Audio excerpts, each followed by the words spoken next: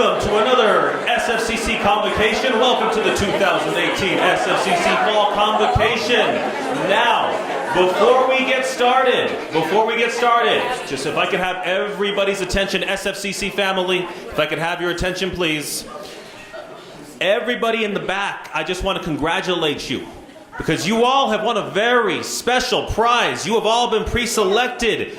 If you like, you have all won front row seats to SFCC's 2018 Fall Convocation.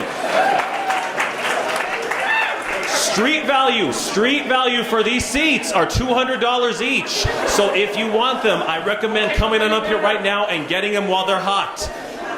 And while you're doing that, it is my pleasure to bring up to the stage, to the podium, whatever you want to call it, our distinguished SFCC President, Dr. Cecilia Cervantes.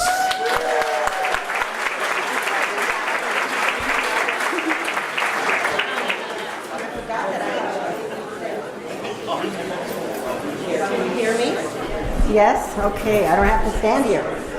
Good morning, everyone. It's hard to come after Marcos and greet you with that resounding voice that he has. But nevertheless, I do welcome you. It's fabulous to see all of you. The fall semester has always been my favorite time of the year because it is really the beginning of the full academic year. Many of you have been here in the summer, and I know that. But nevertheless, this is when the whole gang is back, and students are around and will all join us on Monday. So let me start with a fabulous convocation PowerPoint that IT and marketing and many talented people have helped me put together. So initially we've got a great PowerPoint, not a PowerPoint, a video. Now how do I get the video to go?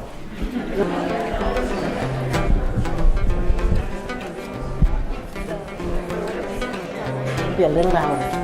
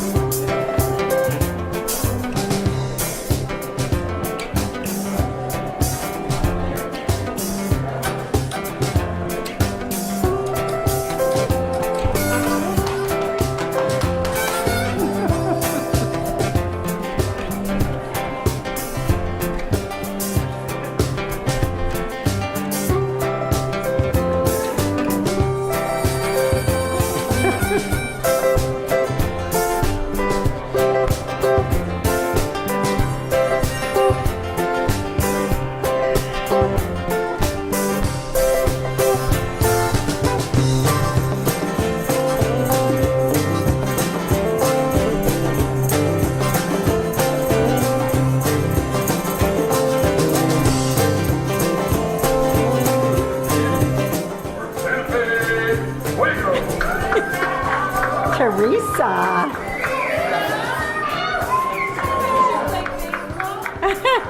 She does a lot of things.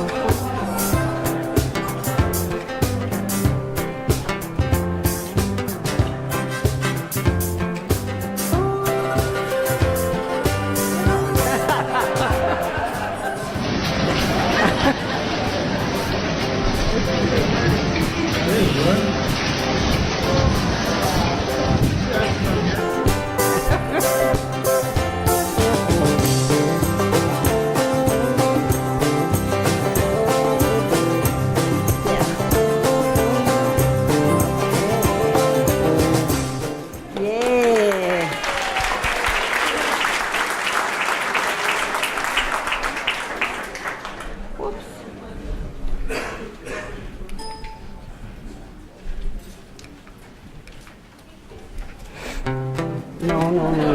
Okay. So it has been a busy summer.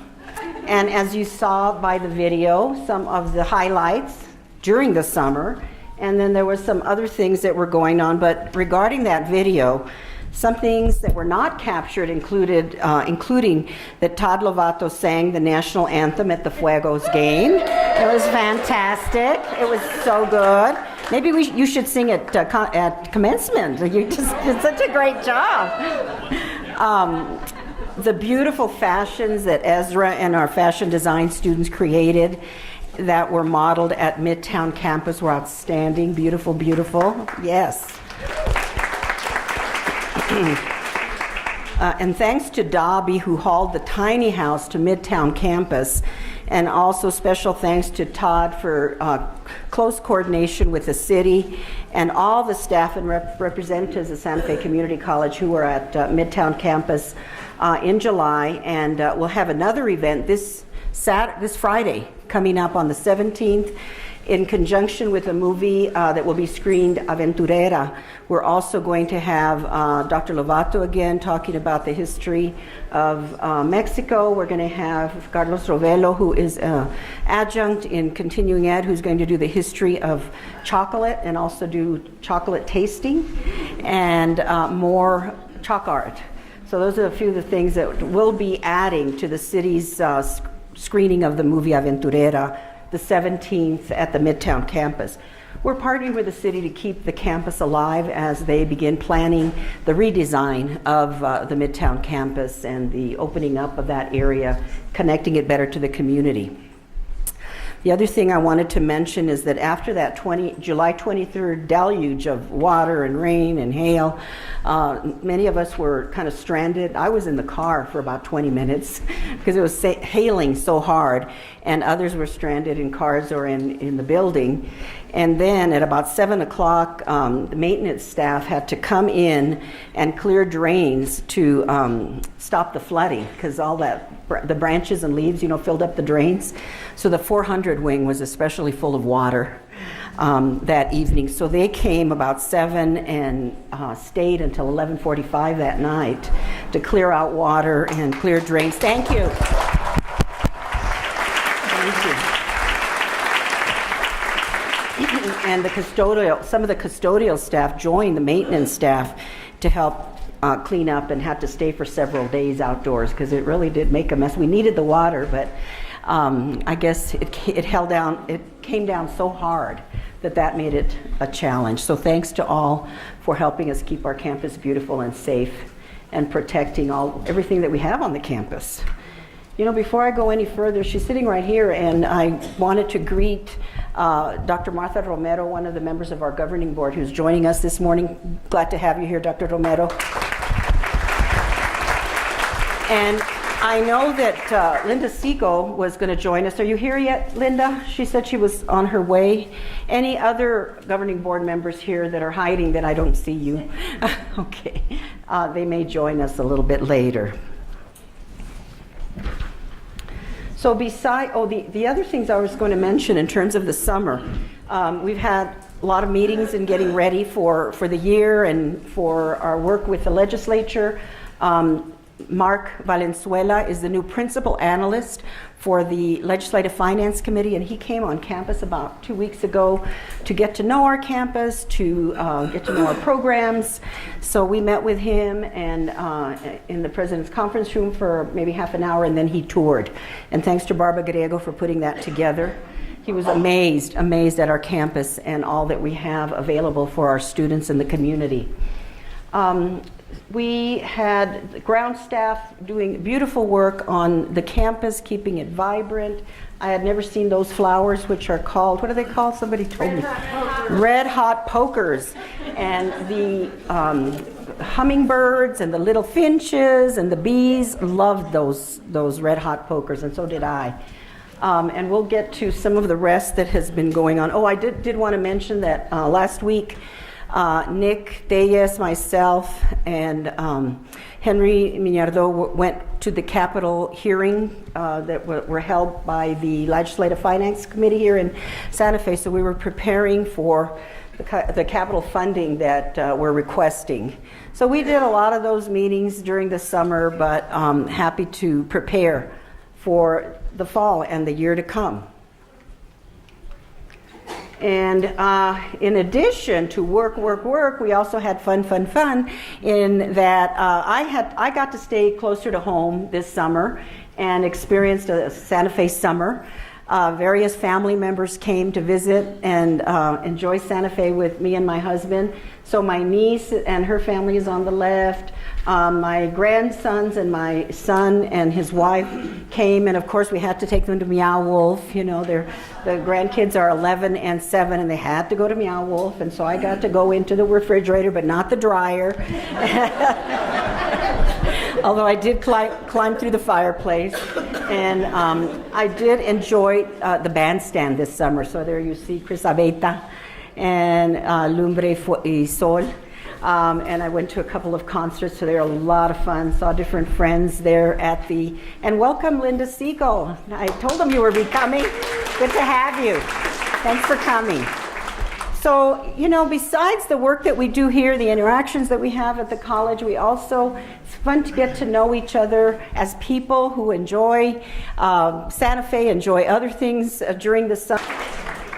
Moving on, we also have many employees who, in spite of working full-time, found the time to pursue their education and obtain a variety of certificates and degrees. There's actually 2 whole pages. I've got a second one that I'm about to show. But many of them obtain their certificates or degrees here at the college, but some at other institutions. So we are very proud of you, because as educators here at Santa Fe Community College, we know that education is the key to success, and we salute you for continuing your educational pursuits and obtaining a degree or certificate. Let's give them all an applause.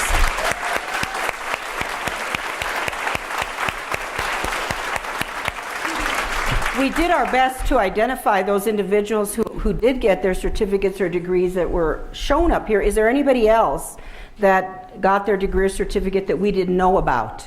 And we'd like to recognize you. Okay, yes. Please let us know.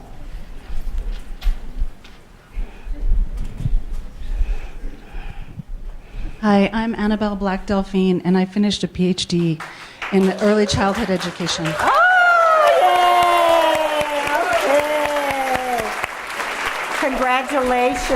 Congratulations, Dr. Beal. Congratulations. We're real proud of you, and each and every one of you also. So continue with the education and pursuits. As you know, you can use your, here at the college, the EEB educational benefits had been 5 credits, but now, due to the advocacy of Staff Senate, they're now 6 credits per semester. So you can continue in taking courses at SFCC. So remember that. So next we're moving on to different strategies and programming that is positively impacting student success. And there's some programs that we started this summer that we want you to know about. We also want you to help us get the word out to students. Viva is a free fitness program for all full-time students. And after attending the Voice Out program of the Student Government Association, students really wanted to have access to the fitness center, and they wanted to do so at a reduced rate than what they were having to pay in the past. So we put our heads together. It was a joint effort between my office, OIT, the fitness center, faculty and staff, marketing, and the Welcome and Advising Center, and came up with Viva. So again, it's intended for full-time students who are taking 12 credit hours or more, and it's a pilot program during this fall semester, beginning August 20th and going through December 7th. Full-time students have free access to the fitness center on Mondays through Thursdays, 1 to 6, and all day on Friday. So all they have to do is log into my SFCC and sign a liability waiver, as anyone would who utilizes the fitness center. and then they can go in anytime during these hours and stay healthy and fit. And there is a connection between health, wellness, fitness, and academic success. So we are very excited to offer this to our full-time students. And I ask faculty and staff to mention it in your classes to the students in case they are missing it. We have had literature all over the campus. It's been on the website during much of the summer, but sometimes students have been away for the summer and maybe they didn't notice it. So we want to encourage their utilization. As a matter of fact, last week I was curious how many students were registered for 12 credits or more hours, 12 credit or more hours, and there were over 900 students that would qualify. Would love all 900 to utilize Viva and get into the fitness center. You know, go in and use the courts, play basketball, play any volleyball, whatever they want. Use the resistance center, the swimming pool. They can go in there and use anything during that time, as long as there's not a class going on. If there's a class going on, they need to wait, or use something else. So please help encourage and let your students know about this free program for the fall semester. We're going to assess how we're doing with it. Around Halloween, we thought we'd come together and figure out how it's going and make a determination on its future. But in the meantime, get the students to use Viva. We're excited about it for our students. Yes? I want to say thank you. You're welcome. Yes. What is the time limit of 6 p.m. mean? Are students being kicked out then, or do they just have to enter the gym before 6? Well, they won't. I don't think they'll get kicked out. You know, it's just that they're super busy early in the morning and in the evening, and that's why we identified those hours from Monday through Thursday, so that the majority of the students would get in during that time. But if they're in there, they're not going to get kicked out. No. Mm-mm. Other questions? Good question. Thank you very much. So another program that we started this summer is called Pilas. And pilas in Spanish means battery. And this is a program that's intended to spark, like a battery sparks the start of cars. This will help spark our students being retained and completing their academic certificates or degrees here at the college. And this was a program that was funded by Los Alamos, and it's also the $40,000 initial dollars that we got in May is being matched by the Santa Fe Community College Foundation. Thank you so much, Ms. Bolt. And the coordinator of the program is Yael Schalkind. She started in early June, developed the program. It's a very structured program so that students are supported in their academic programs, and that it gives them that hands-on experience in a paid work setting that's related to their academic program. Thus far, we have 30 viable internships in businesses, and one of the requirements was that the business was open to hire the students if he or she does well in the program and is successful. There's also a project that's related to their academic program that's part of what the student does in the internship. And then, of course, he or she is paid for their work. And there's also faculty that are involved from the programs.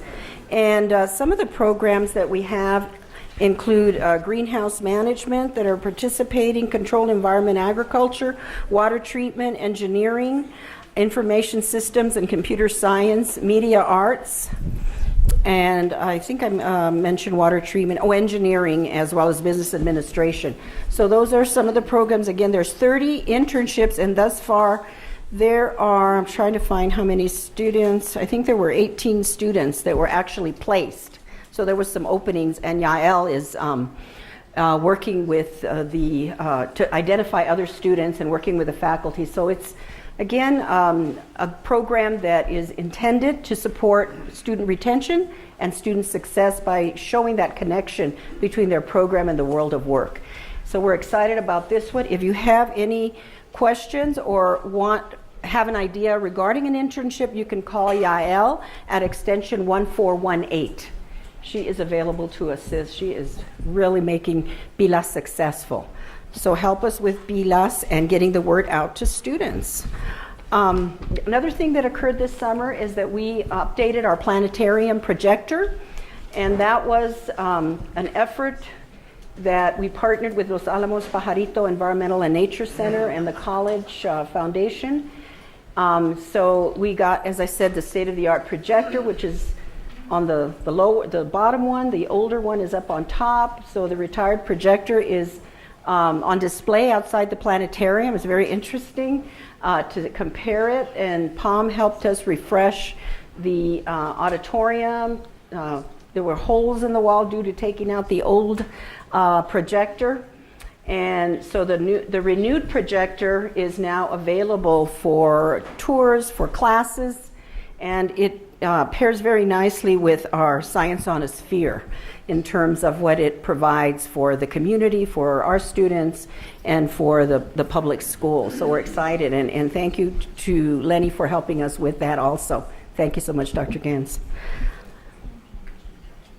In addition, we are going to IT. Already? That's what, yeah, already. So Jeremy, I pass it to you. Perfect. Okay. Thank you very much. And you can talk into that. Hello, good morning.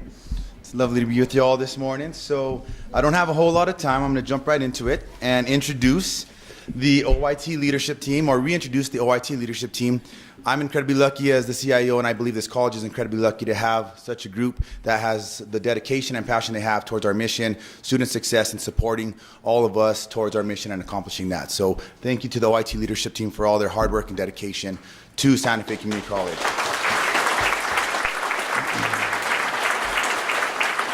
Thank you. And so another constituent that has been at the college a long time, but is retiring today, is Jack.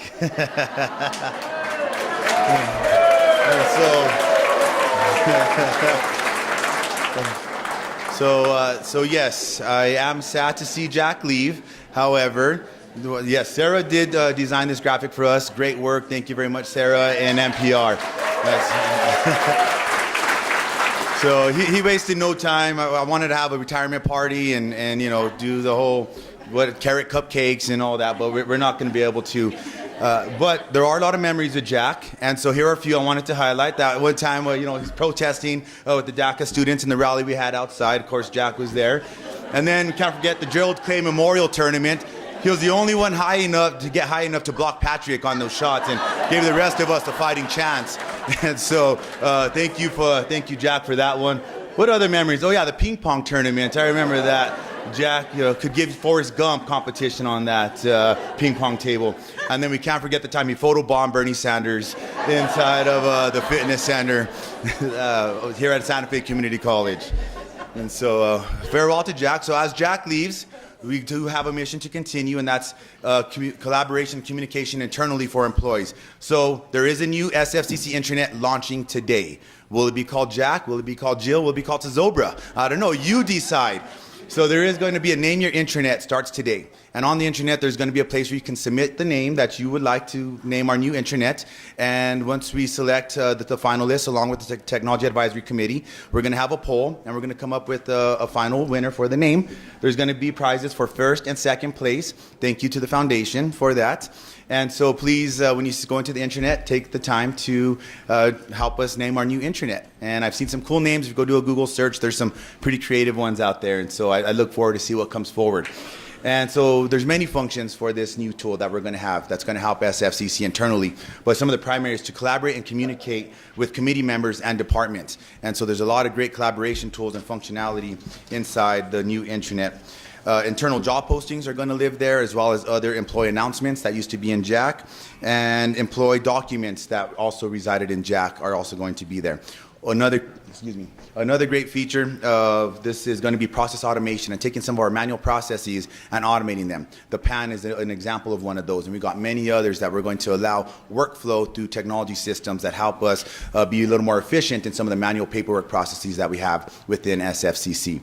So I look forward to that. There is more overview sessions taking place this week, or there's two of them, I should say. Tuesday at 10 a.m. and Thursday at 11 a.m. at 485. So if you want some more information on how to navigate some of the features, please take the time to visit one of these sessions. And so other important updates that I thought was definitely necessary to talk about here is new wireless is here. And so, and by here, I mean here in the next, we're going into the next days. So we're finalizing some of our install and we're making some great progress. We do know that this has been a large inhibitant to some of the effectiveness for the institution as well as the students.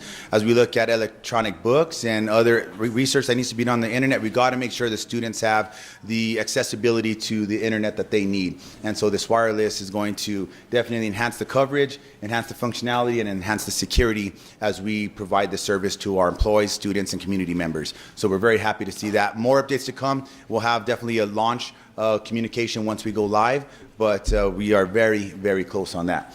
New copy center request system. We are going green on the copy center request system. No more paper submittals. So there's a nice system online that you can access to submit an electronic request. You can track it. The bookstore is going to be more, or it's going to help them be effective in how they manage the requests that come through.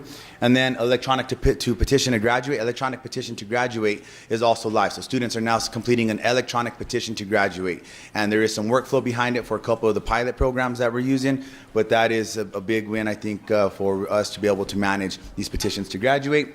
Office 365 goes live this fall as well. That's going to we're moving from Exchange to Office 365 for employees only. This gives some additional storage capabilities, some additional enhancements and effectiveness from email. So this is, I know I'm probably a little more excited than you know, but it's cool, I promise. All right, and then of course I just want to close with information security is everybody's responsibility. Protecting our data, our students' data, and the world we live in under continuous electronic attacks and cyber attacks. We always got to be mindful of what we click on,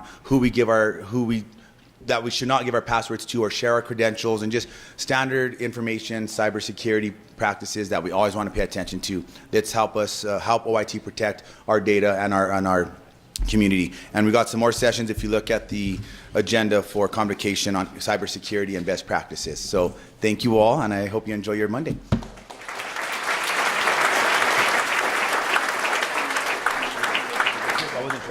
And so I would like to introduce and invite Chris Gettler up to the podium, please.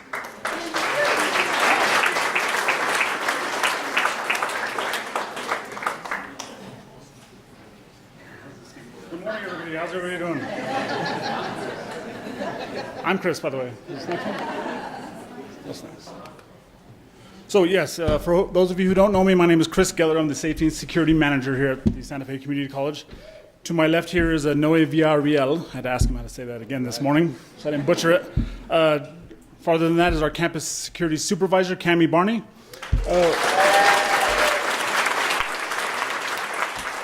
Mine wasn't that good, so I showered, I promise. So we have some things coming up. Thank you all for being here, by the way. It means a lot that we had a run, hide, fight on Friday, and we had some people come. We would like to see a lot more for those trainings. What we're trying to implement is not having these, once a semester reminder on what we can do to protect ourselves. So as you'll see on the presentation here, we're offering micro trainings that you can request from us. We can get to you. We can have personalized officers come to your offices and just do smaller trainings, so we have refreshers on what to do in an emergency. Coming Friday the 17th, as I mentioned, that Run, Hide, Fight, Cammie Barney is going to be presenting that one, and that's going to just do that, give a Run, Hide, Fight presentation, as well as some procedure trainings on what the PA announcements mean. So we have a lot of people asking, what is a lockdown? What is a shelter in place? This is a good opportunity for you to learn what those mean. That all is going to be online as well, so that information isn't kept secret. You can print that stuff out for your offices, but that's a good opportunity for you to learn that. Tuesday, Noe VRL is going to teach the How Safe is Campus, which I believe is a Stop the Bleed type of seminar where you can learn how to empower yourself to keep yourself safe, what to do. Please do attend that if you can. This fall, we are planning on having a campus-wide active shooter training. I want to say October is the tentative training. So we'll be in the loop on that as far as what that's going to entail. We're going to bring in Santa Fe County, PD, fire, same as last semester if you guys remember, but this one's going to be a little more in depth with an active shooter simulation. We're trying to include the students as well. Yes, so that's something we're going to try to integrate as far as an active shooter training to try to get the students involved so we all have an idea of what it is we're going to be doing that day. What we've been working on, me and Noe went to a national campus safety training, which is an annual training that we like to attend. It's basically just an update every year for what all the colleges, all the higher ed, businesses, as we mentioned, active shooters happen mostly in workplaces and or schools, which we are both. So not to doom and gloom, Jeremy's nice, great grand time here, but just being realistic with it that we really just have to kind of be on par with what it is we're going to do here. And with what Homeland Security, American Red Cross, we're going to stay on those pages so we're not falling behind. I know Santa Fe's late to everything, but we don't want to be, when it comes to that, we're going to try to stay as focused as we can on that.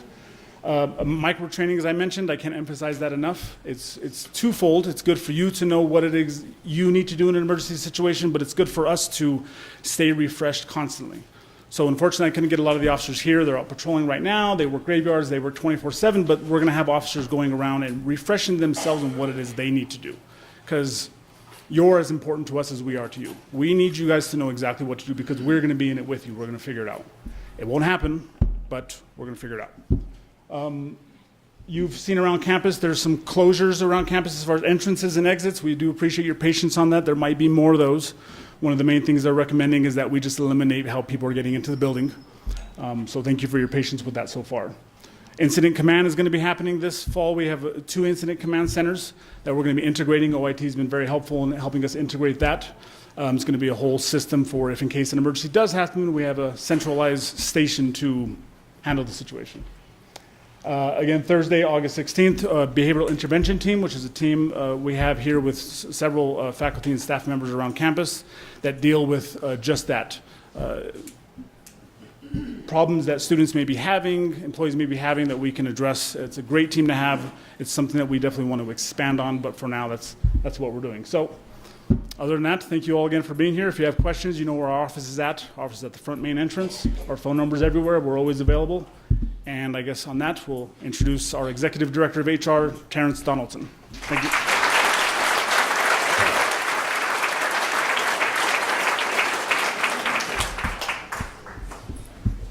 Thank you. Welcome. The last time I was here at this podium, it was during my interview and selection process. It was a lot warmer then. Let's see. I wanted to touch on a couple of things. All right. I wanted to touch on a couple of things. First off, getting to know you. I joined the college in May of this year. And since that time, I've been really working to gain an understanding of the organizational culture.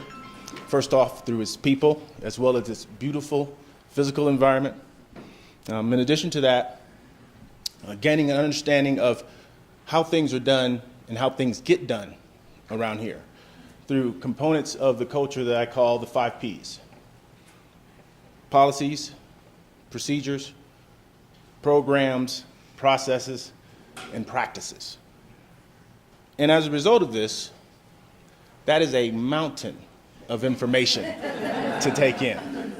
And many times, whether I'm in a meeting or I'm working in my office, it feels as though I am drinking from a fire hose of information. And what I found is that over time, thanks to my colleagues, the human resources team, and many of you, that the pressure in that fire hose decreases as I gain a better understanding. So for that, I thank you. Many of you noted this morning that you were also new. So I want to say to you that, of course, coming to a new educational environment, a learning community, a new team can be challenging, scary even. So I want to encourage you to really connect with those anchor relationships that really will help you decrease that pressure from the fire hose, and before you know it, you'll be drinking out of a straw. Yes. as it relates to human resources, alignment, and customer focus, they really entail three things. The first of which is organizational culture, which we just touched on, as it relates to building relationships and the 5 Ps.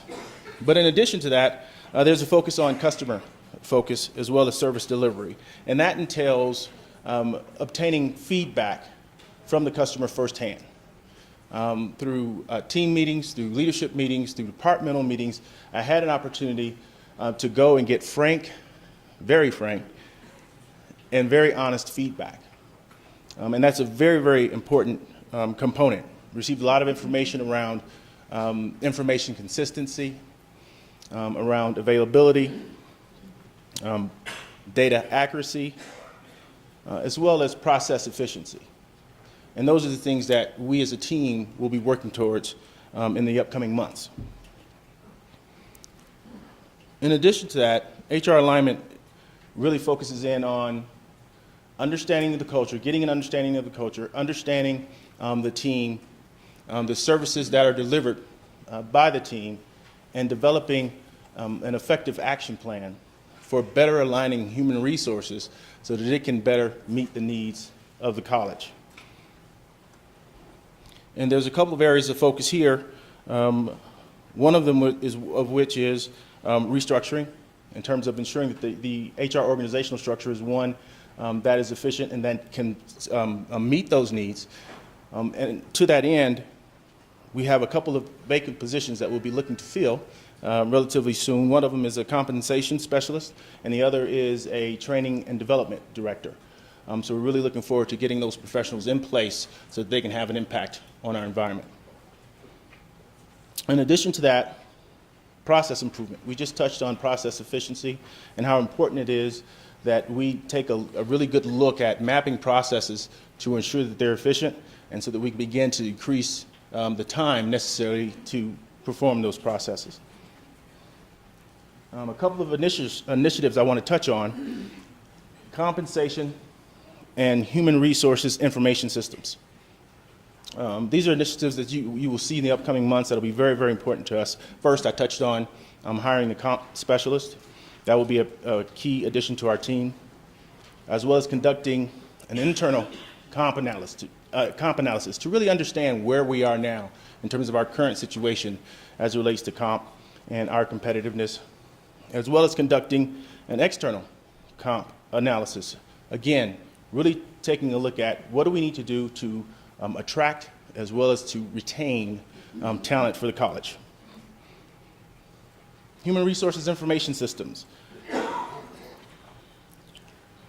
This really deals with integrating data in our decision-making process so that we can look at information that's coming out of Banner, for example, and use that information as it relates to managing headcount, and as well as integrating it with people admin so that we can have a holistic view, of managing headcount from the point of recruitment all the way through the tenure of that employee. Next is process efficiency. There are two initiatives that were actually started before I joined the team. One of them is the PAN. The PAN, just like Jack, the PAN is something that will be going away. If you're not familiar, the PAN is actually a hard copy document that is filled out. Yeah. The PAN is resistant. It doesn't want to leave. But it's a hard copy document that is used for all employee transactions. As a result, the PAN has to be approved by different levels of leadership. This hard copy document many times is walked from leader to leader to leader for signature. And as you can imagine, as busy as our day is, the process can get very time consuming. So there's work that has been done in collaboration with OIT, as well as human resources, to transition this PAN to an electronic form. Yes.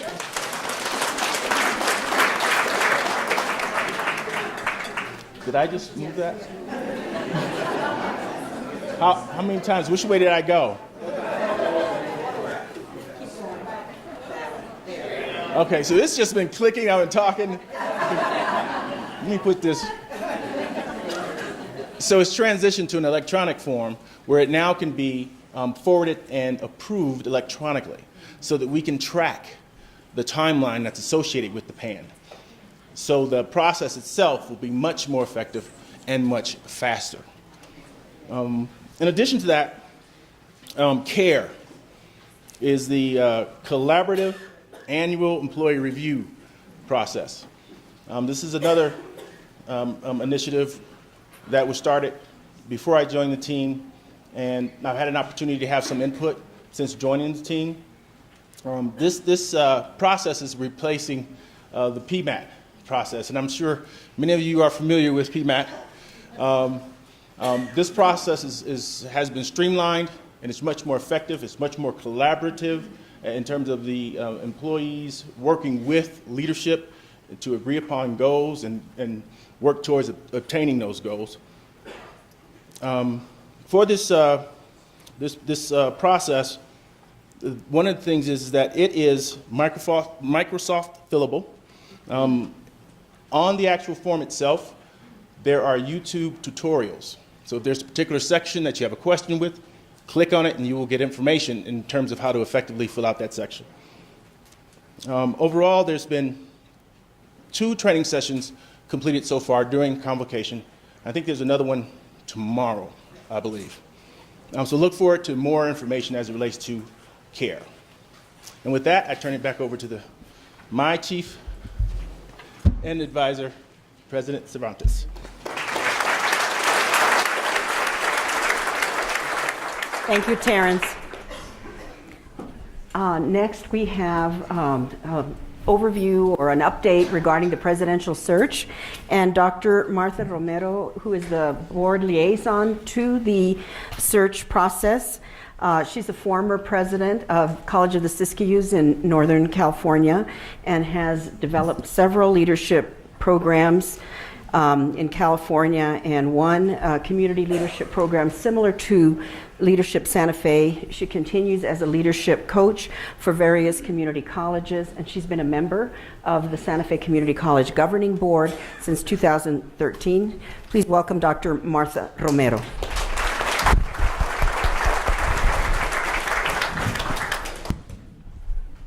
Good morning. Good. It will work this way? Okay. And welcome to all of you. Great. Thank you. We're so glad that you are all here. And there's something very exciting about the first day back. I remember the very first time I didn't go back to school after having been to school for 12 years and then 4 years of college and then some years teaching. The very first year, the very first September that I didn't go back, I remember getting up in the morning and looking out the window and watching the little kids go to school and feeling very nostalgic because first day of school was always so much fun. Anyway, let me tell you about the presidential search. Linda Siegel as the chair of the board and myself as the chair of the board search committee have been working together all summer to try to get this ready. We will launch on September 6th and 7th. We have in the interim named, after looking at, I think, 7 proposals that came in seeking to be our search consultants, we selected Academic Search. Academic Search is a Washington, D.C. based organization. It's a national organization that does presidential searches all over the country. We have one consultant who lives in Washington, D.C., and one who lives in San Antonio, Texas. And they will be coming on the 5th, 6th, and 7th of September to help us launch this process. They will be meeting with the PSAC, the Presidential Academics, Presidential Search Advisory Committee, on September 6th at 4 o'clock. And the search committee members have been named. There are 2 faculty members, 2 staff members, 2 union members, a student government representative, and then several, I think 6 or 7 community people who will be serving on that search committee. And their role is really to help the board, advise the board about the characteristics that we want in a new president, and help us do the preliminary interviews and move the process forward.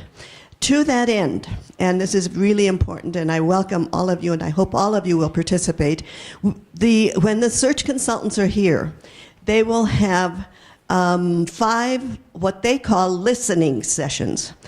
We've often called them forums here. And before that, they were called something else. I don't remember what they were called in California when we first started Cecilia. Anyway, the listening sessions are intended to give people an opportunity to tell us and to share with us what it is that they need, what we need in the next president, permanent president. So there will be 3 sessions on the 6th. And you'll be getting a reminder. Donna and I are working on that this afternoon. You will be getting a reminder of these on your email, so look for those. The sessions will be from 12 to 1, 4 to 5, and 7 to 8 on the 6th, and then 11 to 12 and 1 to 2 on the 7th. The consultants will facilitate those sessions, and they'll have a series of questions that they'll ask the participants. If any of you have people that you think in the community we need to be sure to invite, please send me an email and let me know about that, and we'll be happy to send them an invitation. There will also be a public announcement for anybody who wants to come. So we look forward to getting a great deal of information from those listening sessions. Let's see, what else do I have to tell you about? When the search consultants are here, they will be meeting with the president's direct reports. They will be meeting with groups, smaller groups of folks as well, and they are in the process of putting those lists together for us, and then we will be scheduling those. When they are here, they'll be meeting with our president as well, and then they'll be meeting with the board toward the end of the day after they have met with the search advisory committee. Okay.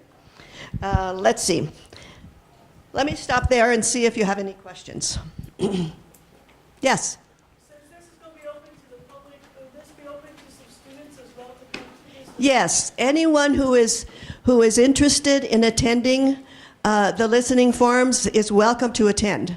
And that's why we have 5 of them, because we want to be sure that anybody who wants to attend has an opportunity, and why we have so many different times so that people can attend. Yes, and we look forward to having students join us. Any other questions? Yes? Do you have some sort of idea of when this process will be completed, and have you been able to negotiate with our current president to stay on long enough for the transition? Yes. Okay. The question is, do we have any idea about when this process will end, and what commitment do we have with our interim president in the interim? So we hope to name someone by the April board meeting, the end of April, so that those people have time, whoever is selected has time to stop where they are and come to Santa Fe. We have also and worked with our interim president, and she has graciously, our initial commitment to her was for as much as a year. She has graciously accepted to stay with us until our new president, permanent president, comes on. So we're very grateful to Cecilia, and look forward to having that process go as efficiently as possible. Having said that, know that there are always setbacks, and that it may take a month or 2 more. But we have a commitment from Cecilia to be with us until we have a new president, so thank you. Other questions? Any other questions? Okay. Well, I do look forward to having all of you participate with us. It's really important that you share your perspectives on what we need for a new president, on what kinds of characteristics we need in a new president, and how we should go about seeking that person. Thank you. Thank you, Dr. Romero. I think it's important that the process waited a little bit to get started, to be in sync with the academic year, when is the usual time for searching for president. So that's why when the board asked me if I'd stay a little longer, I said sure. So I think it just improves the chances of really getting the best individual to come in and be the college's next president.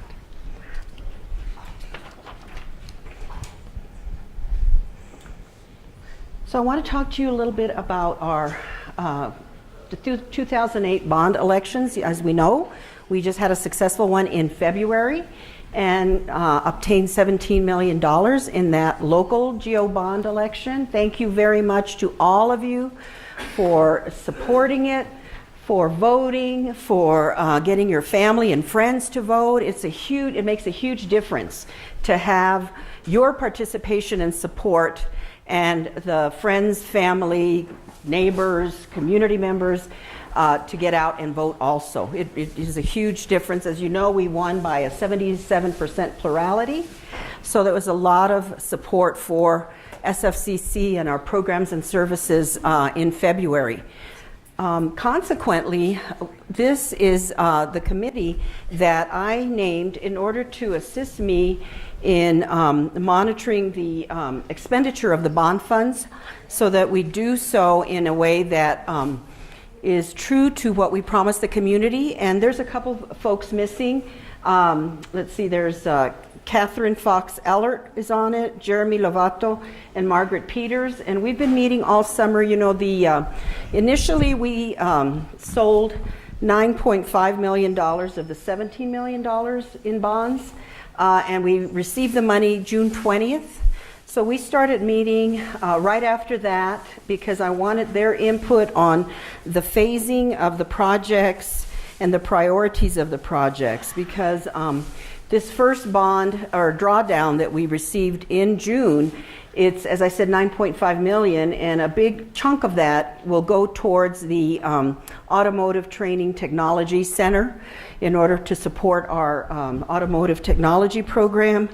$1 million of it will go to the fitness center, and this is again of that $9.5 million, $1 million, excuse me, to IT, $500,000 for instructional improvements. So that has been going very well. As I said, meeting every week, I wanted to make sure that we were on target and true to what we promised the community that we said we would do to the bonds. So it's for accountability as well as assisting with prioritization. So thanks to LBAC for helping me. And the governing board was a big help when we passed the bond. On your left, that's me and Jack Sullivan in front of his Model T, gorgeous Model T. And that was at the Classic Car Club in El Dorado. And that car club supported us 100% in terms of our vote. And because of the Automotive Technology Center that we're designing and beginning to work on, the design for Dean Camila Bustamante and I went to San Juan College in Farmington. They have a big program there and have an outstanding laboratory space for working on cars and training on cars, and that's what you see on the right. They had just cleaned the floor, and it was shiny, shiny, shiny, and cars were all outside. But it's 34,000 square feet. Ours is going to be 17,000 square feet. They have a huge program. But nevertheless, we saw quite a few elements that we want to replicate in our center. The other thing that we've done is we've met with the Automotive Program Advisory Committee. We had a big meeting, I think it was in June, and they gave us their wish list of what they wanted to see within the building. So that, coupled with what Dean Bustamante and I saw in Farmington, we're handing that over to the architect, when we choose the architectural design firm, but we're in the process of doing that, and then they'll already have a head start in terms of what we want in our Automotive Technology Training Center.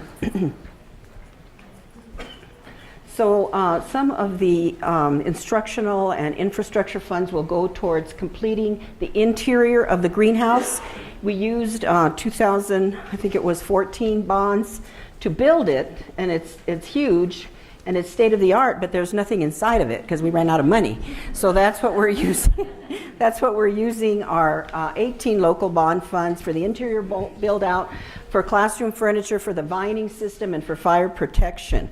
So that is underway now so that the faculty and students can use it very soon. As I mentioned, the fitness center is getting a total of $2 million, $1 million, yeah, water, I know. 1 million of the 9.5 million will go towards the fitness center, and we spent a lot of time on that with Uta and her staff to make sure that we have a plan. But the first thing I said is get those, you know what, water fountains in there, you know. And so they started to be installed last week, and there's going to be 20 of them. Refrigerated water fountains, and about 8 of them will have the to fill bottles. And so if you go over there, you'll probably see some in progress. How are they coming, Uta, with those water fountains? Uta, are they coming along, the water fountains? They're coming along. And we have a plan so that the major work in the fitness center, new equipment, new flooring, new furnishings, and more will be done by the spring semester. It'll be ready to go. We have a plan. We worked very hard with LBAC, Uta, and her staff to get that done. So, and we know how important that is because not only do you and our students, but a lot of community members utilize the fitness center. And we want them to see that we did what we promised them. Other improvements include, and Jeremy mentioned, the improved, expanded, and stronger Wi-Fi. The testing center will be renovated and expanded. There's classroom renovations. We're going to work on the ventilation in the woodworking lab, plumbing repairs.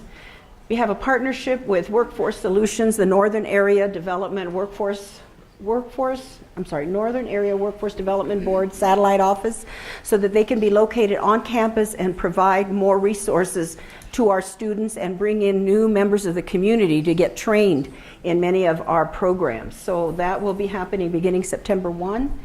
And then our building automation system will be updated. So those are some of the things that are underway, the projects that will utilize our GO local bonds that were approved in February of 2018. So there is another election coming up on November 6th, the general election where we elect our new governor. But there's also every 2 years higher education bond election, and it's Bond D. So you'll see flyers like the one I'm holding up, and that, if we're successful, which we know we will be, I need you to be as supportive as you were with the local bond on the state higher ed GO bond, because Santa Fe Community College will get $5 million additional, and that is great. We weren't expecting to get that much. We had thought we'd get about $2 million, but the state was generous and saw how hard we worked to get our local GO bond passed. So this extra $5 million is going to leverage that money and let it go, help it to go further, because we'll have the additional $5 million. And it's, again, no increase on this one also. Statewide, it'll provide 1,300 new construction-related jobs in order to work on many of the projects that will be funded by the state GO bonds. It'll impact students throughout New Mexico and they'll have better jobs. October 9th, the absentee voting begins. October 20th, the early voting begins. And November 6th is actual election day, so please vote on Bond D. And the other thing I was going to say is people have asked, well, we have an early voting site here, but we're not going to have an early voting site here. For some reason, the county chose not to place one here like it did for the local one. And but vote early, exactly. So these are just some of what $5 million will go towards: classrooms, energy efficiencies, IT infrastructure. You can read it. Our microgrid project, possibly the Southeast Connector, which we'll find out more about, working with the county. So, I mean, we have plenty of needs. You know, our campus is over 35 years old, and we haven't had access to ongoing bond money to assist us in improvements. So this is very important for us. So please be as enthusiastic and get out the vote for Bond D. So we have Nick Diaz up to let us know about the financial picture for SFCC. Good morning, everyone. I'm Nick Tejas. I'm the, for those of you that are new and don't know me, I'm the Vice President for Finance and CFO here at Santa Fe Community College. And I'd just like to make a few guesses as to why that guy there is so happy. It's gotta have something to do with the financial picture of SFCC. It also has to have something to do with Jack retiring, the pan going away, and they're probably serving cake in the campus center.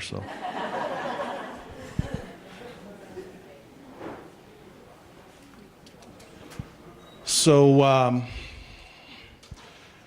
we've started FY19, believe it or not, in July. July 1 was the new year, the new fiscal year for FY19. It's hard to believe that we are already at the beginning of a new fiscal year. We'll be developing the FY 2020 budget very soon. Can you believe it? 2020.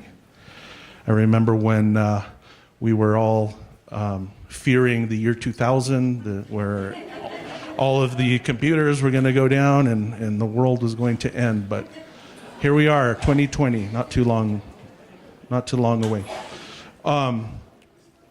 Just like to talk about the budget, the revenue picture for the FY19 budget is made up, as the chart demonstrates here. We have local appropriations making up 51% of the entire ING revenues. We have state appropriations about 28% of the ING revenues. Tuition and fees is at 21%, and other is not really zero. It's just almost zero. Just a small amount there projected for other source revenue. Other source revenue is usually money that the college generates off of indirect funding from grants and things like that. So if you compare this chart to FY18, you would see that in FY18 our budget projection was made up of 22% of tuition and fees and 28% state appropriation. 49% of the local appropriation and other sources was at 1%. So the big story here is that local appropriation has grown from year to year, and tuition and fees is down just a little bit by 1%.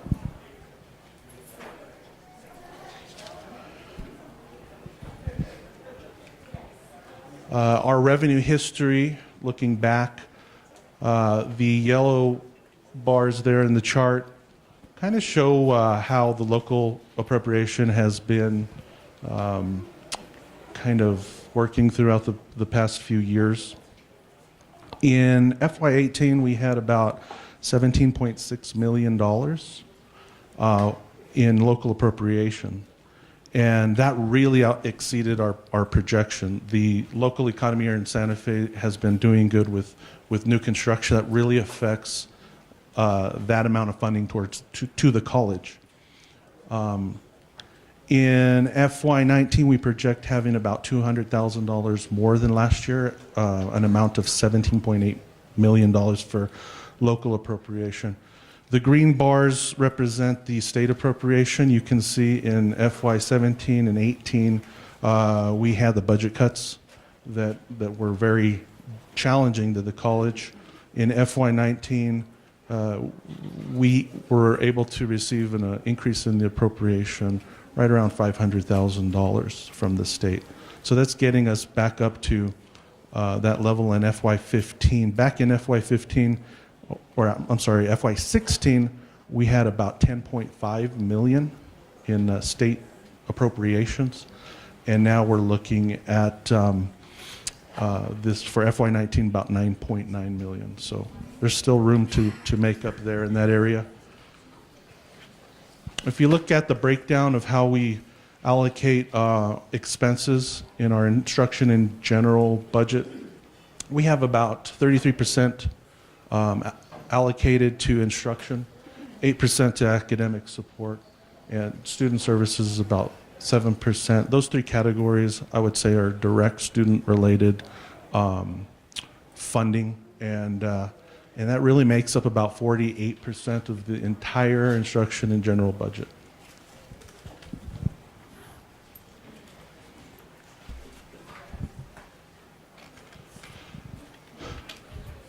Additionally, some other information related to the financial picture of the college. So if you look at FY17 to FY18, the year-over-year cash balance improved by about $975,000. So that was almost $1 million. That's really good news. And that really has a lot to do with the mill levy, and that's the local property tax appropriation to the college, which exceeded the prior year by $709,000. Again, that's related to all of the economic development in the county and improved new construction in the county.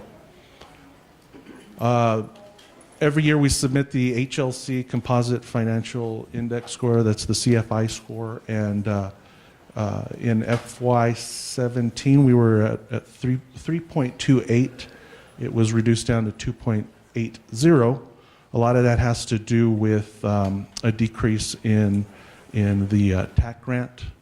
The TAC grant was a $15 million grant that the college received, and that grant is actually going away this September. So it will end this September, and so spending on that grant and the revenues associated with it started to decrease a little bit last year, and also the state appropriation cuts affected that measure. We're still in good standing. Anything over a 1 with the CFI is good, and 2 is actually pretty ideal. We want to make sure that we stay above 2 for that score. As we move towards issuing bonds that Dr. Cervantes mentioned earlier, the $17 million in bonds, we had to get a Moody's credit rating review, and we went through a pretty lengthy process of having to present to Moody's, which is a credit rating agency, and they kept our rating at a AA2, and so that has not changed since the last time they rated us. That's really good news because in New Mexico, due to net pension liabilities for state institutions, the Moody's has been revising and downgrading institutions in New Mexico. I believe the city of Albuquerque had a decrease, as well as Albuquerque Public Schools. And our other metric here, audit findings, have decreased from 9 findings in 2014 to 1 finding in FY17. So we're trying to keep up. And really the credit goes to the finance staff. I see a couple of people.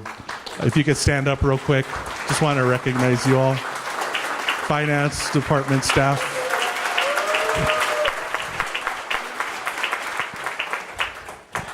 We have faced some serious challenges in the financial operations of the college over the years. It's so great that we're sort of turning the corner.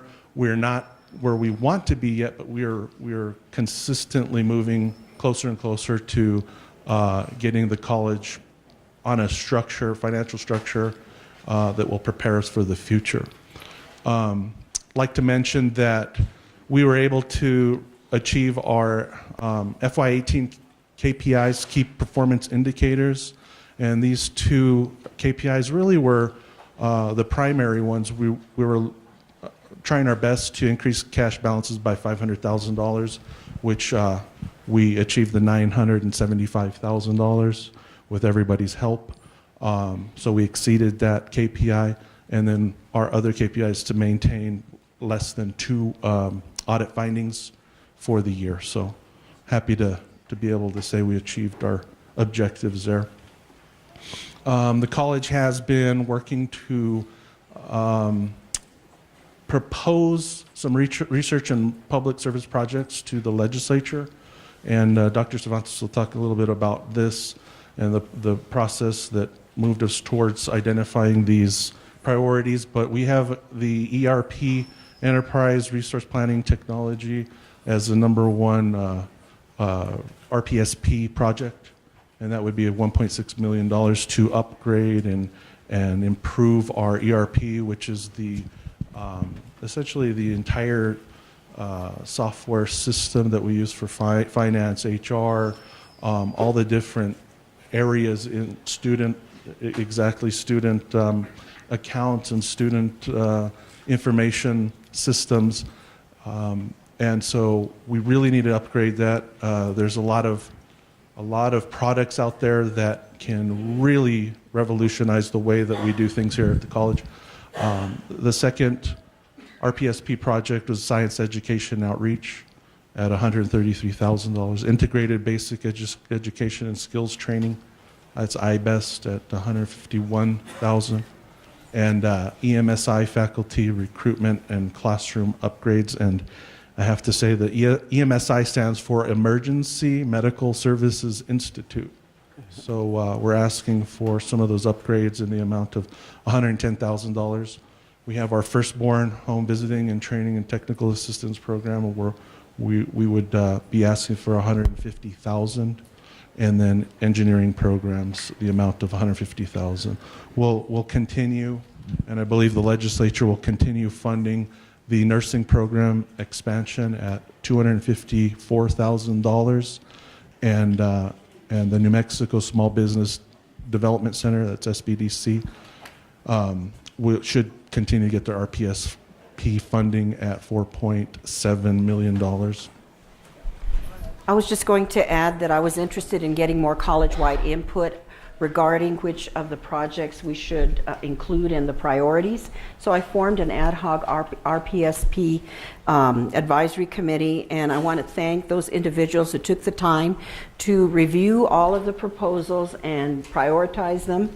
And though the members included Carlos Valladares, Laura Mulry, Dean Brooke Gandara, Erica Capel, Amna Nayar, and Marcos Maez. Thank you so much for participating, for being interested in this process, for learning about it. And as I said earlier, it gave me another perspective college-wide about how we should prioritize these. And also it provided the faculty and staff that participated with an opportunity for professional development by learning about different parts of the college. So thank you. And these will be presented to the board at their August 22nd meeting for approval before we submit them to the legislature. Thank you for that. Just like to point out that SFCC has done a lot of work around the economic impact and value to the county and the area in New Mexico.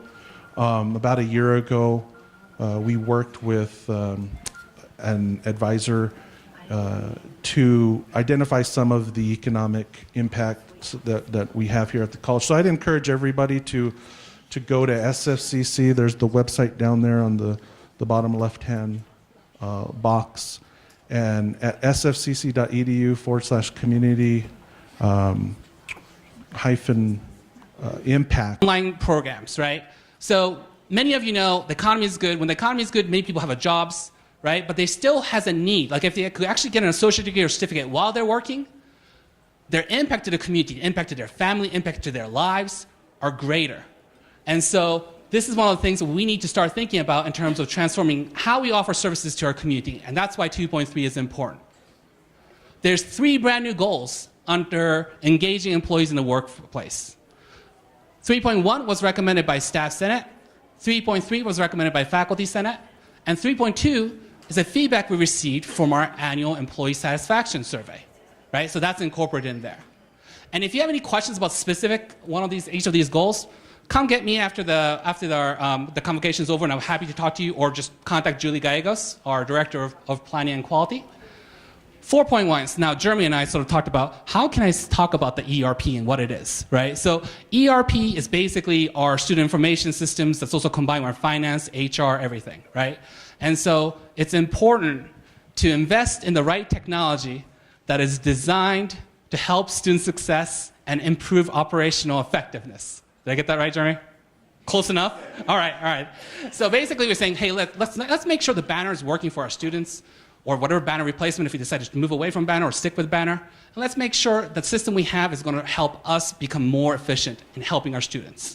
4.2 is there because there's a process that we think have in place, and then the ones that actually exist, right? If you ask our students to say, hey, I think this is how it works, to go through the process from beginning to finish, it's going to be different than what we think versus what they actually experience. So we need to go, if we want to really systematically help all of our students on campus, we need to go and evaluate our own processes and make sure what we think is how it's working is actually what students are experiencing. So that's why 4.2 is important, okay? 5.1, improved sense of belonging among students. Oops. So there's a lot of national research that talks about what contributes to student success and what contributes to students staying in school. When you look at just retention alone, it's actually not GPA. Whether you have a high GPA or low GPA, that doesn't seem to be a major factor of retention. What they're really finding out is that relationship. When you connect in the classroom, when you connect to students just down the hallway, when you say, how is it going, right? When you make that connection, whether it's through our wonderful those people, the sticker people on the wall, right? Or whenever we say, hey, how's it going through our student workers, right? We make that connection. So 5.1 was introduced and adopted because we want to make sure students feel like they belong here. And when we do that, we contribute to students being successful in our classes. So with that, I turn it back to Dr. Cervantes. Thank you.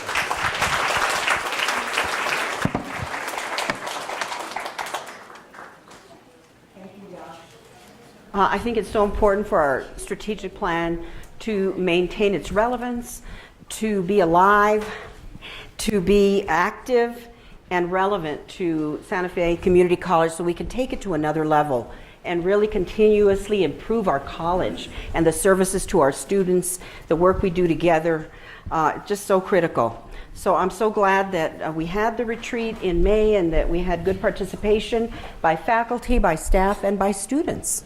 And the community also was present. So that occurred and actually was adopted by our governing board in June.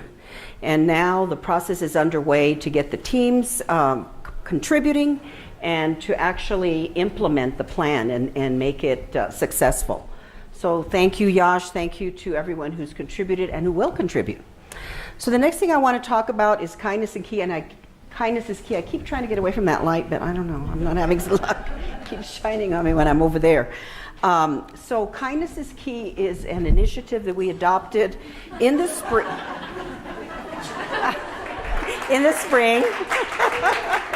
Thank you, Laura.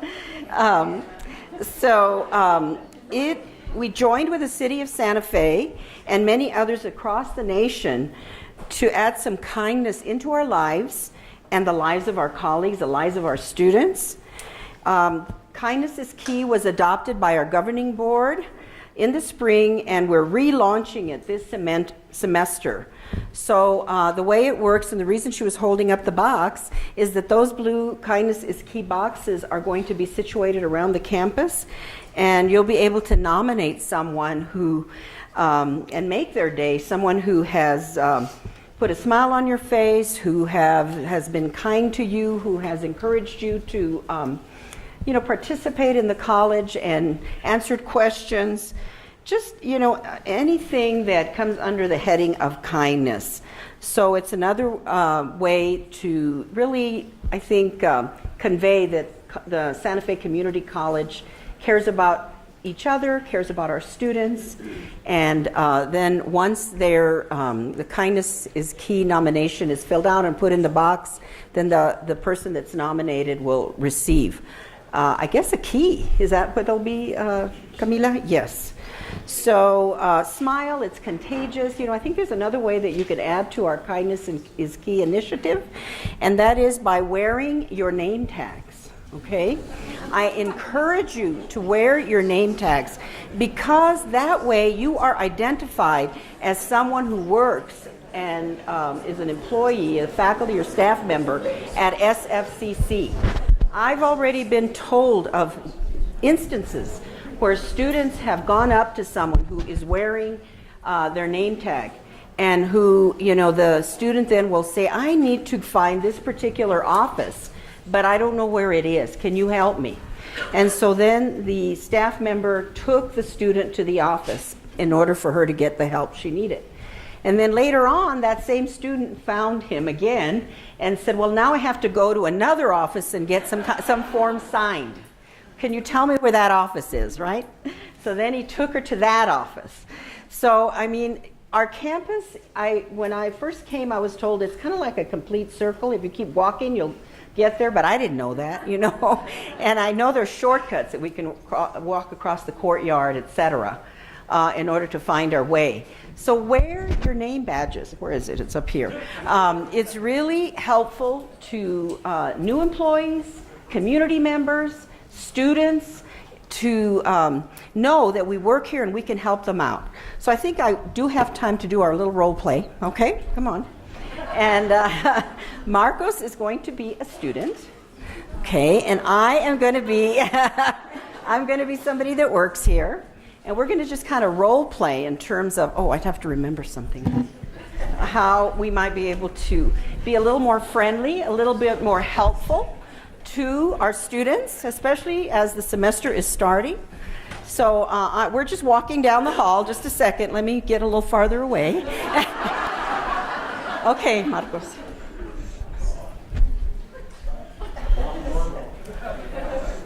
Excuse me. Are you talking to me? Yes. Yes. So some really awesome people in recruitment were telling me that to take an Accuplacer test, and they directed me over there. I took the test, but now I have to go to the place called the Welcome and Advising Center. Oh, yeah. Okay, so the way you get there is you just go down that way, make a left, keep going down the hall, and then when you get about middle of the hall, turn right. You'll see it. It's really bright and green and yellow, and that's where you go. Well, thank you so much. Sure, bye. Okay, now let's do it again. Okay, the right way. Okay.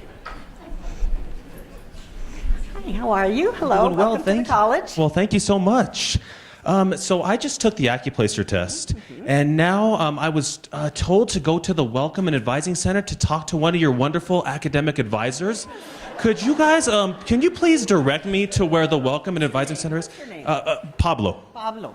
Okay, Pablo, let me take you. Okay, just follow me. Okay, Well, thank come you. over this way, and I'll take you over to the center and show you where it is, and they will be happy to help you out. Okay. So just some food for thought. Some food for thought. Be looking as you're walking, smiling at people, saying hello, wishing them a good day, and don't be shy because they're here to succeed at Santa Fe Community College, and we can help them succeed by welcoming them, by making them feel like they belong, and by helping them find their way through our college. So that's just a little quick role play. We didn't practice or anything, and I didn't think we were going to do it, but I got brave. So anyway, thank you, Marcos. So next on our program is I wanted the students, the faculty, and the staff to also welcome you to the new semester. So Noemi Bojorquez Flores, who's president of the Student Government Association, come on up.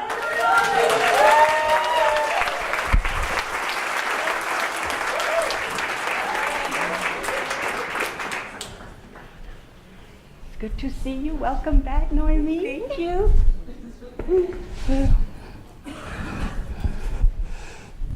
If you guys just randomly see me disappear to the floor, I'm wearing horrible shoes this morning. I was just standing earlier and eventually I'm like, whoop! I was like, oh, I caught myself. Good morning, everybody.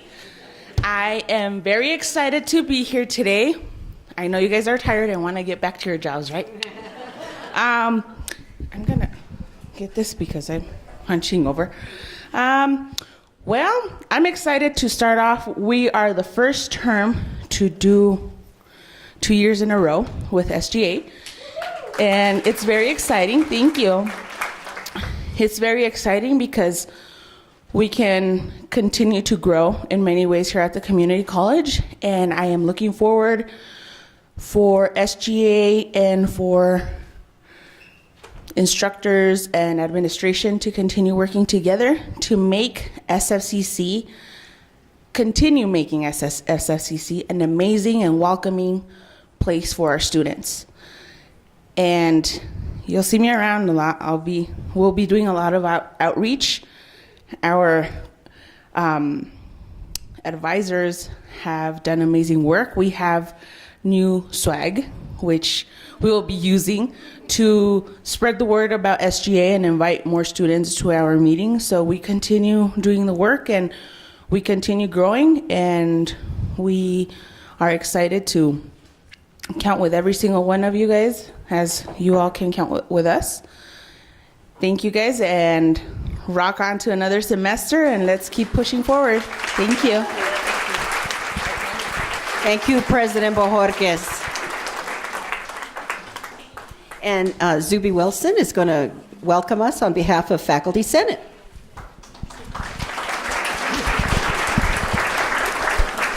Thank you all. I hope everyone can attend. We're going to have our meeting right after this at over in room 219. The agenda is going to be, so many people sent me agenda items which were all kind of their vision and goals for the year. So we decided to make the agenda listening to everybody's goals for the year so we can really make this year a year that Faculty Senate is doing what you hope to do. We want to bring everybody in. I know one of the things we really need to focus on is going to be getting our faculty handbook together. It's going to be very important as part of our accreditation. So I'm looking for people that want to lead that effort. And we're also going to be resetting all the committees. So if you're on a committee, we'd like you to reapply, and we'd like to reset all the committee assignments, because some people have been serving on committees for 6, 7, 8 years. So I think it's time to restart everything. But anyhow, do come join us over in room 219 at 11:30 or 11 o'clock. Yeah.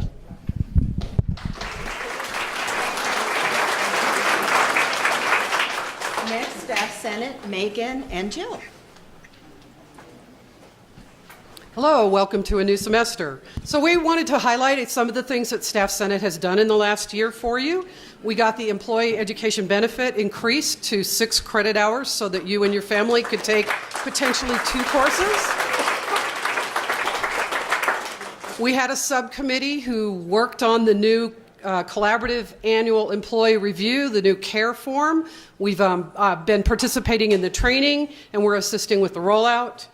We've achieved getting the key performance indicators on the strategic plan, prioritizing staff salaries.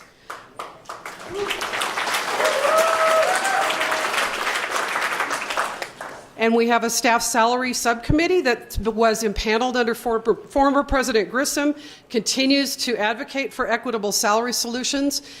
We are meeting right after this. Megan will talk about that, but if you're interested in that subcommittee, let us know. Just to continue adding to what we've been up to, we had more than 100 people attend our staff appreciation event earlier in June, and that was really wonderful. We are strategizing and prioritizing our goals for the upcoming year. So we are actually planning on meeting in the Hamas rooms today from 11 to 12:30. Please come to that meeting. One of the things that we hear a lot of here at SFCC is that things never change, but the things that do create change are when you come and participate. So when you come to Staff Senate, you bring us your ideas and you bring us things that we can act on, then we do create change. But we need you to come to actually show up and let us know how we can help you. So please come today, and then just to note that we also have a joint meeting with Faculty Senate for the last half hour. So that's a great opportunity for all of us to come together and sort of align ourselves and all head in the same direction. Thank you.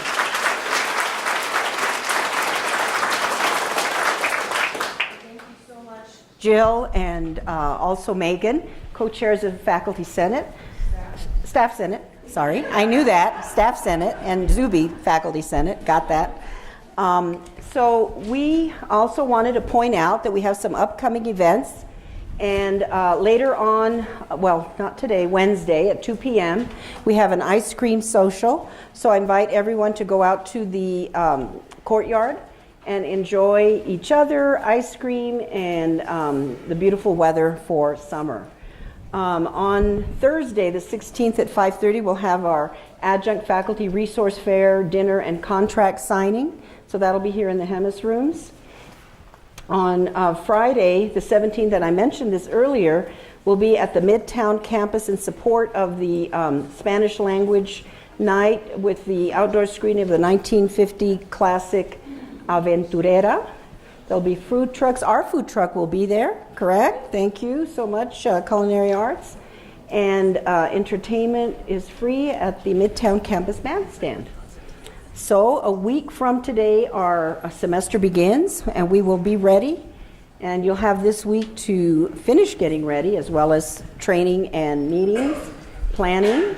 And then the 22nd, Wednesday the 22nd, is our monthly governing board meeting. October 18th or the 25th, it'll be one of those 2 days, we'll have our active shooter training. More to come on that. And then on October 19th will be our faculty and staff professional development training. So these are just activities, events that are up and coming throughout the fall semester. So we are on time and have some time for questions and answers. If anybody would like to ask any, we've got mics that will be coming around, and we'll be happy to answer questions, myself or any of the other college faculty and staff. I have a question. Yes. What is that big smart board? What's the big smart board doing out in the hallway? Does anybody know about that? Anybody? Trish, Norbert? I don't know. Does anybody know about this? Jeremy? I hadn't seen it. Okay, Jeremy knows. I may know a little something. So it's basically a Promethean board. So as I mentioned earlier, we are launching the intranet. The team has provided a large touchscreen board near the Welcome and Advising Center to go by, interact with it, and just get to learn a new intranet. So please stop by. Thank you, Stevie, for asking. Other questions? No questions. I can't believe it. Okay, there's Ray. Ray has a question from our sim lab. Thank you, Mark. The active shooter training day, is that going to be a closed campus day? Which day, I'm sorry? The active shooter day that was... No, it's going to be a regular day. Students will be here, and they'll be participating also. Okay. So it's a regular day, because really we want to prepare for an active shooter, which could occur anytime. Okay. So that's why you want our students involved in the training. Last year it was closed, so that's why I'm asking. I'm sorry? Last year it was closed. Yes, because it was during Professional Development Day, and it was focused on the faculty and staff, but this time students will be here. Right, That's thank why. you. Mm-hmm. Yes, Noe. There's going to be a lot more people involved, law enforcement people. The city's going to be involved. They weren't last time. The city and the county now are going to be working together to set this up. And so it's going to be pretty good size, and it's going to involve the whole school and the students. So The other thing I've asked Noah and Chris is that we prepare is to be sure and prepare us so that we know what to expect. I think you did an outstanding Correct, job. yeah. No, before then, we will have all kinds of information out on how it's going to work and who's going to be involved, that kind of thing. So Thank you, Noah. Gilbert, did you have something? Yes, I did. Actually, I've been harping on it now for about a year because Noah's been hearing me harp on it. I think it's very important that we have a test of the emergency broadcasting system to the cell phones for those of us that teach off campus. So we know something's going on this campus. We do not send our students back to the campus for other classes. Good point. How are we handling that, Jeremy? So Jeremy's going to speak to that. Go ahead, Jeremy. So our intent is to have a fully integrated system. Right now it's a bit disparate, but however, we do got the RAVE emergency notification system. So as we have our public address, we want the RAVE to also message the same content to our cell phones via text message and email. So that is in place, and we're looking at ways we can further that integration, but certainly we will be using RAVE for that emergency notification. And there's one clarification on that. We don't have your cell phone numbers in RAVE unless you go in and update your information. So if you want text notifications, in addition to email notifications, we have, your SFCC email. You need to go into your account and add your cell phone number. The reason that got me on it was that the last school year, when I think the electricity went off here on campus, I was teaching at my Bisbee Court site. I found out about it when I turned on my email at 5 o'clock after I finished class. I never got anything on my cell phone, and my cell phone is registered. I've done it 3 times. So we do have to work on that and improve that, Jeremy, and it's on the list to do? Yes. Thank you. Other questions? Yes. Hi. This isn't a question, but this is a marketing. Okay. I am desperately at T-minus 7 days looking for a payroll accounting instructor. So if any of you know somebody in the community or you yourself have taught payroll accounting, my name is Kathleen Brown. I'm an extension 1745, and I will be eternally grateful. Thank you, Kathleen. Do we have any other questions that you'd like to ask? Yes, Ernest. It's not a question, but Here you go. Oh, thank you, Marcos. You never know where he's at, right? I know. One of the things for faculty and staff, my staff and I have worked over the summer for a year of activities that are ready to roll. We hope we engage you with your curriculum because our extracurricular setup that we've done is really rigor and ready to go with our students and staff and our faculty. So hopefully you'll join us. I really want to... These 2 young folks here, would you stand up, please? Seriously, my staff has done a remarkable job this year. We've had our retreat with our student government, our student ambassadors, our freedom ambassadors, and our students were already here 2 weeks ago, getting ready for our students. And they'll be welcoming our students at Welcome Week, and we're going to be swearing in our student government president and team again. And so, folks, not only do we have good food, but we always have great work that our students, when you talked about engaging students, I think extracurricular is really bridges a home for our students and a place where they're safe and they're engaged as well. I mean, seriously, we don't talk enough about our extracurricular. And our students feel safe and welcome. Is there anything you'd like to say, Mary? Let's go have some fun and eat lots and lots of food. And guess what? It's free to you guys. Oh, thank you. And you can come and partake with our students and help support them in their student wellness as well. Ditto. Okay. Thank you, Ernest, Mary, and team. Yes.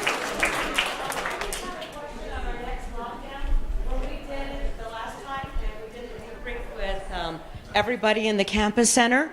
I asked at that time if we could get a list of things that were important to us to put in our lockdown areas, because we do have them, and we've never received that. So I was wondering if we could get that before this next lockdown so we could start preparing for some of the items, because they talked about blankets and batteries and just different things that we needed, and we still haven't received it. So it would be important for us to get that if we're going to keep doing this kind of stuff. Thank you for the reminder.